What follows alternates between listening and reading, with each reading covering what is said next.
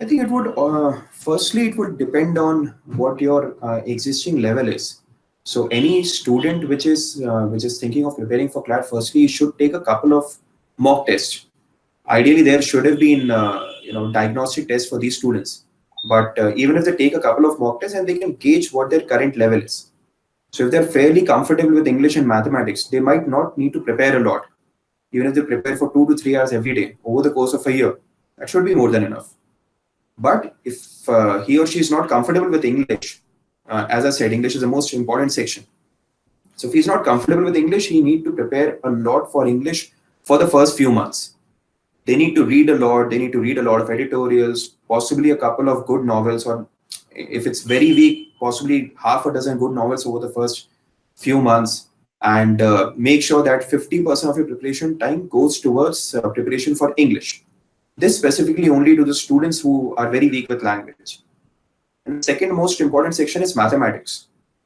Now, even though it's of 20 marks, so it might seem that it's the least important section, but since it's ignored by most of the people, so that is where the opportunity lies of scoring really well. And maths also has a direct impact on logical reasoning. So when you're preparing for maths, automatically you're subconsciously preparing for logical reasoning also. So these two sections need to be devoted the most number of time, the most Right. number of hours every day. So that's how, your preparation should be structured. And the remaining 2-3 sections, I think, legal reasoning and current affairs, even if you don't give them a lot of time, like it's 50%, it should be like, I'll assign numbers to this. So it should be 50% English and mathematics and 50% all the other sections. So current affairs, even if you study for say half an hour every day from any good source, and legal reasoning, even if you study for a couple of hours every week, that's much more than enough. And logical reasoning, as I said, when you're preparing for mathematics, you're also subconsciously preparing for logical reasoning. So you won't really need to devote a huge number of hours for mastering logical reasoning. So this is how your preparation should be structured. But if you have a very strong background in English, if you already are pretty good with English, and if you when you took the mocks you got good scores in English, then possibly you can devote all this time to the remaining sections itself. But I think that's applicable only to the 5% of the crowd. To the remaining 95%, they need to devote a lot of time studying English. Studying English. Right. Yeah, that's how your preparation should be structured. So, in within English also, what are the specific things that they really need to study?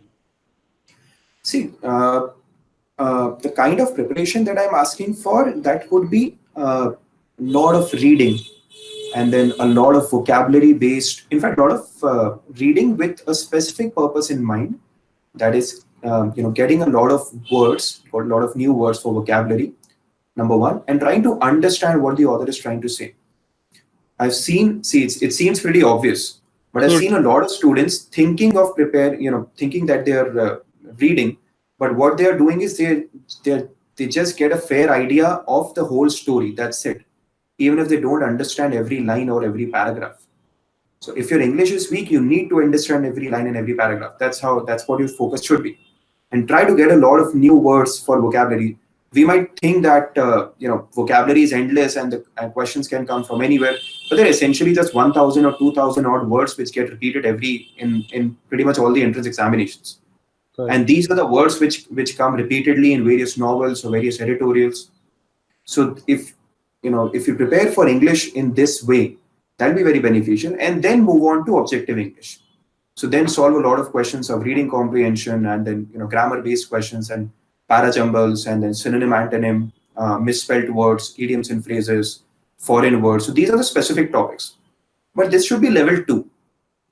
Students, obviously, they always want to jump to directly to the questions without really understanding nuances of English. So it should be level 1 should be a lot of reading, and then level 2 is a lot of question solving. But question solving should come after a couple of months. For the first few months, it should be a lot of reading.